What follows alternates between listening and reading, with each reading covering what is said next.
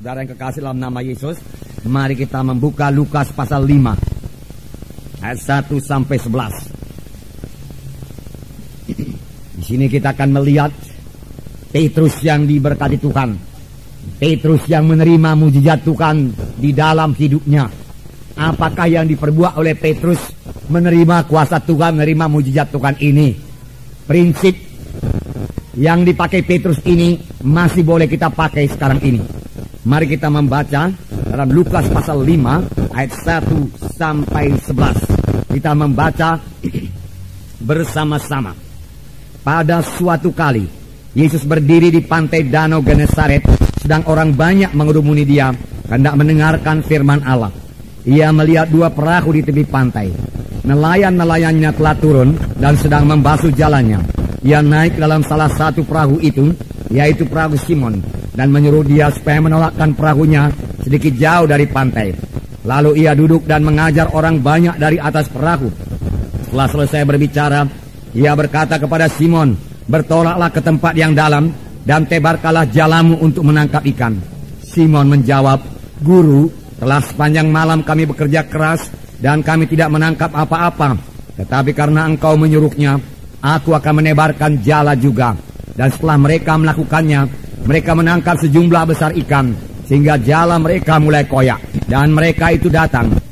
Lalu mereka bersama-sama mengisi kedua perahu itu dengan ikan, hingga hampir tenggelam.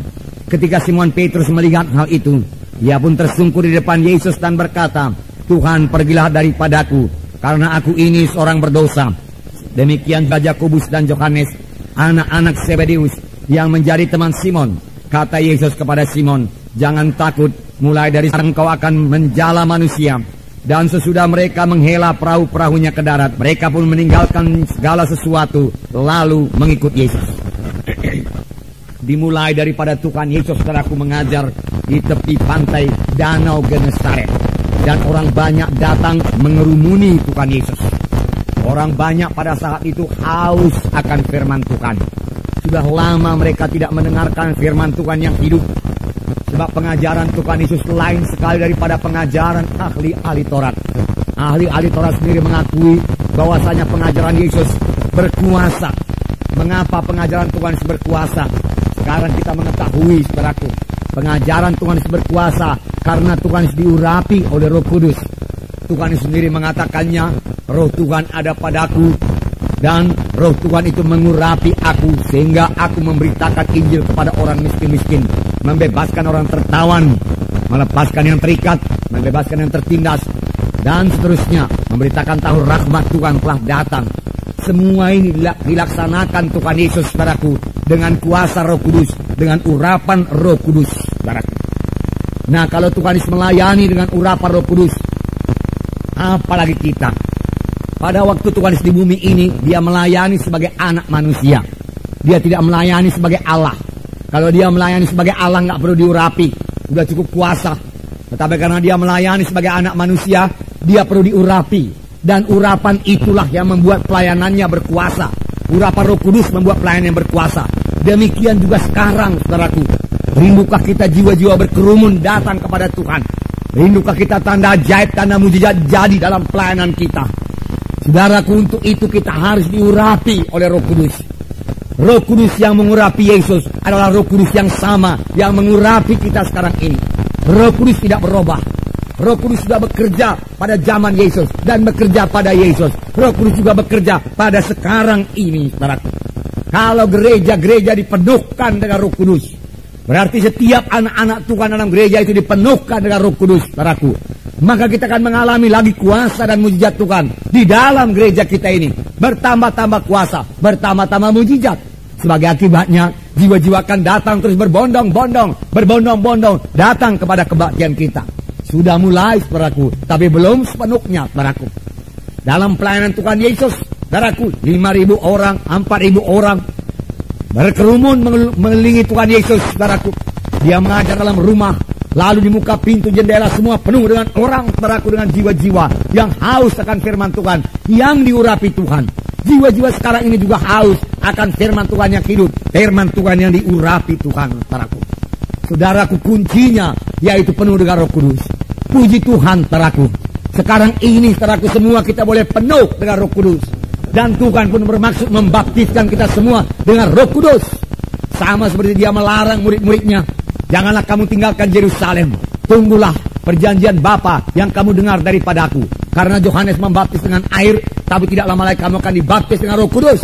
Dan Tuhan menambahkan, kamu akan beroleh kuasa kelak apabila Roh Kudus turun ke atas kamu.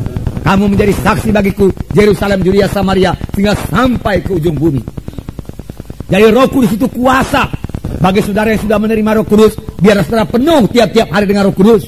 Bagi yang belum menerima Roh Kudus, terimalah Roh Kudus dengan iman. Bagaimana menerimanya, saudaraku?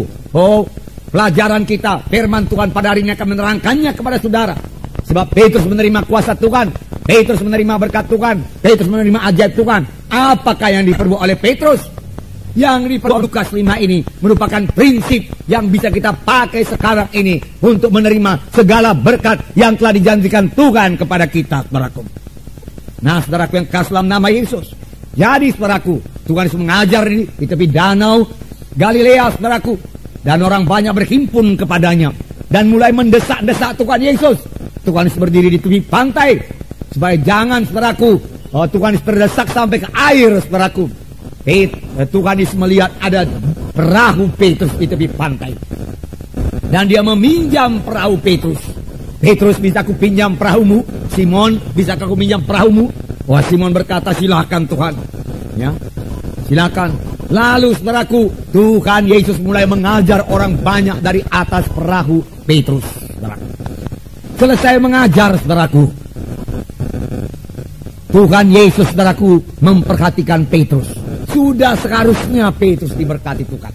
Layaklah Petrus menerima berkat Tuhan, saudaraku. Mengapa, saudaraku? Petrus sudah menabur. Kalau sekarang ini kita katakan, semua yang menabur, saudaraku, pasti menuai. Saudaraku, Petrus telah memberikan perahunya dipakai untuk mengabarkan Injil. Layaklah, sudah seharusnya lah Petrus diberkati Tuhan. Saudara kekasih, dalam nama Yesus, Tuhan mau memberkati Petrus. Tuhan mau mencurahkan berkatnya pada Petrus. Tetapi, saudaraku, Tuhan mempunyai jalan Tuhan sendiri. Bagaimana dia mencurahkan berkat itu? Ada jalan Tuhan, saudaraku. Tidak otomatis, saudaraku, berkat itu turun, saudaraku. Saudaraku, jalan apakah itu? Bagaimanakah menerima berkat Tuhan itu? Jawabannya singkat saja, saudaraku. Kalau kita mau menerima berkat Tuhan, kita harus menerimanya dengan iman.